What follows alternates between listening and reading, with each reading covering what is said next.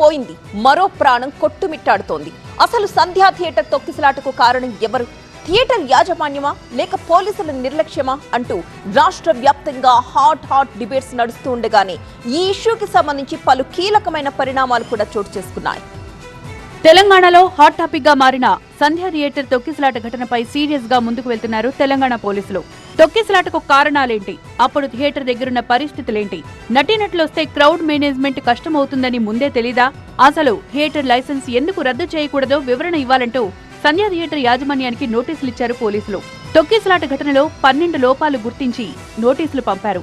నటీనటులు వస్తున్నట్లు పోలీసులకు ఎందుకు సమాచారం ఇవ్వలేదు, థియేటర్ దగ్గర ఎంట్రీ ఎగ్జిట్ బోర్డ్స్ ఎందుకు లేవు, క్రౌడ్ వస్తారని తెలిసి అందుకు తగ్గట్లుగా ఏర్పాట్లు ఎందుకు చేయలేదు, థియేటర్ చుట్టూ పెద్ద ఎత్తున ఫ్లెక్సీల ఏర్పాటుకు ఎందుకు పర్మిషన్ ఇచ్చారు, అల్లు అర్జున్ వస్తున్నారని పోలీసులకు ముందే ఎందుకు చెప్పలేదు, ఇలా పలు ప్రశ్నలు సంధిస్తూ నోటీసులిచ్చారు పోలీసులు.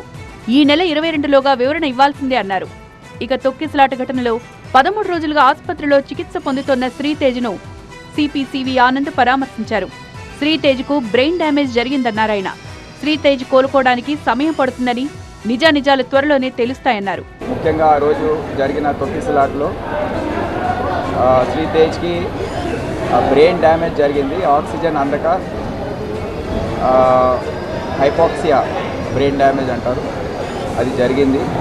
సో దాని నుండి రికవరీ కావడానికి సమయం పడుతుందని డాక్టర్స్ తెలియజేయడం జరిగింది. ఇటు ఎమ్మెల్సీ చింతపండు నవీన్ కూడా శ్రీతేజ్ను పరామర్శించారు. శ్రీతేజ్ హెల్త్ కండిషన్ పై వైద్యులతో చర్చించారు.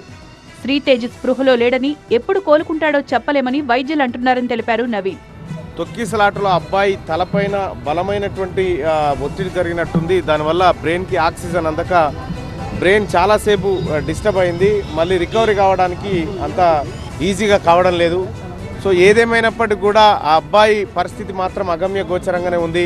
మొత్తంగా తొక్కిసలాట ఘటనలో త్వరలోనే నిజానిజాలు తెలుస్తాయంటున్నారు పోలీసులు.